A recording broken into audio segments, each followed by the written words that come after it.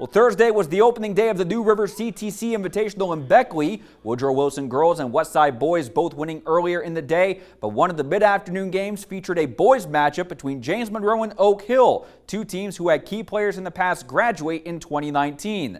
Let's go out to Beckley for this matchup between the Mavericks and the Red Devils. It's scoreless in the opening minutes until Darian McDowell hits a three from the top of the key. He will finish with 4 3-pointers on the day, and Oak Hill with the early lead. But James Monroe goes on a 7-0 run. Shad Savage driving in between defenders, getting the basket, and he draws the foul. Red Devils do lead after one, and then they keep that lead going into halftime as Jason Manns connects on this three-pointer from the wing, and it's 36-30 Oak Hill at the break. But in the third quarter, James Monroe able to trim the deficit. Dalton Bradley gets the ball in the paint, and he gets the basket off the glass. Mavericks trim the deficit to 3 points, and then Savage establishing momentum individually. He connects on this three-pointer from the wing, 1 of 6 on the day for Savage. He finishes with 28 points, and James Monroe would come from behind to take the lead in the fourth quarter, with Bradley totaling 21 points on the day as James Monroe gets the win. Final score 69-63.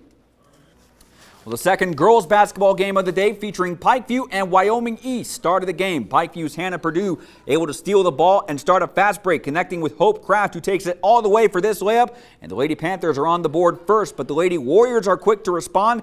Daisha Summers hooks up Abby Russell for a mid-range jumper, and Wyoming East ties the game in the opening minutes. But at the end of the first quarter, Kraft able to steal this pass and find Shiloh Bailey open for the basket from close range, and the Lady Panthers have the lead after one, 16-9. Lady Warriors do keep it close in the second quarter. Summers finding Kaylee Bain for this layup as Wyoming East cuts the deficit to 7 points, but Pikeview capitalizing on turnovers throughout the night. This ball tipped to Kraft, who turns that steal into a fast break and a layup as the Lady Panthers get the win. Final score 64-49.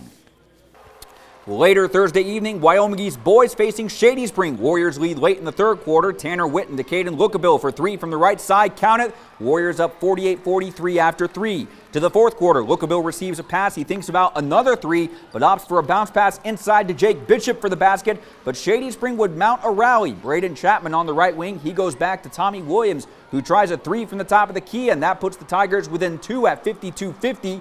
Later, Cole Chapman finding Braden Chapman, who drives him from the right side. He gets the left-handed shot to fall as Shady Spring would later tie the game. And then with 3 minutes and change to play in regulation, Williams with the steal. He races in for the layup, and this would be the go-ahead basket as Shady Spring goes on to win. Final score 67-62. And the final game of the day featuring a boys matchup between Bluefield and Greenbrier East. Winner to play Chapmanville on Saturday. First quarter, Braden Cruz at the top of the key. Sees an opening to go in the paint and make the pull-up jumper. Beavers with the early lead. Later, Colin Parris will receive a pass outside the arc. He will drive in between defenders for this layup as Bluefield starts the game on a 6-0 run. Spartans looking to answer. Zach Patton with a quick pass inside to Quentin Wilson, who was able to get the basket for Greenbrier East. But late in the first quarter, Tyree Hairston forcing a turnover, and he starts a fast break the other way. Parris will finish this layup, and the Beavers have the lead at 16-7 after 1. To the second quarter, Greenbrier East still making plays. Bailey Coles kicks out to Tucker Vaya for 3 from the right corner, counted, but Bluefield maintains their momentum throughout the night. Beavers win. Final score 82-41.